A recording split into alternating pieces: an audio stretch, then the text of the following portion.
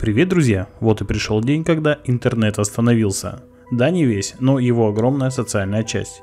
Я почувствовал, как началась паника, и кое-кто даже достал с пыльной полки свою трудовую книжку и собрался идти на завод. Нет, конечно же, это не Марк Цукерберг, который всего лишь за 6 часов потерял около 7 миллиардов долларов США и опустился на 6-е место в списке самых богатых людей мира. Если коротко, то 4 октября люди по всему миру стали жаловаться на сбои в работе Фейсбука, Инстаграма, Ватсапа, Вайбера, Снэпчата, Нетфликса, Зума и так далее. И это длилось не несколько минут, а целых 6 часов. Акции на фондовой бирже крупных IT-компаний падали на глазах. Например, Facebook за первые часы потерял в цене около 5%. Специалисты предполагают, что проблема сбоя может заключаться в DNS-серверах, которые отвечают за соединение и поиск сайтов в сети. И как-то так получилось, что они были удалены и связь с серверами была утеряна.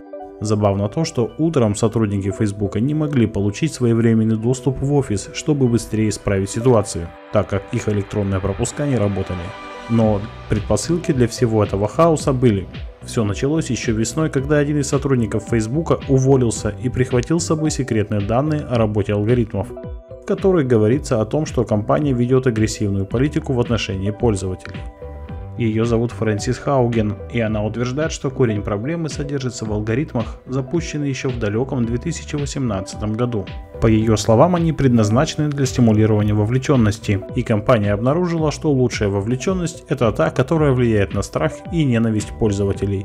Легче вызывать у людей гнев, чем другие эмоции. Все эти бумаги попали в Конгресс США, и Хауген не собирается молчать.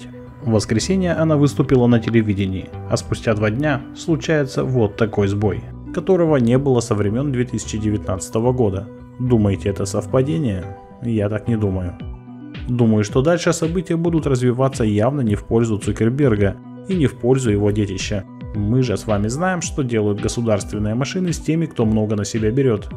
Кстати, пользователи, которые лишились возможности общаться в мессенджерах, тут же ринулись в Telegram, и за 4 часа глобального сбоя мессенджер пополнился 50 миллионами новых пользователей, чего, кстати, и вам желаю. Ссылку на свой Telegram-канал я оставлю в описании, там я делюсь свежей и полезной информацией. До скорого!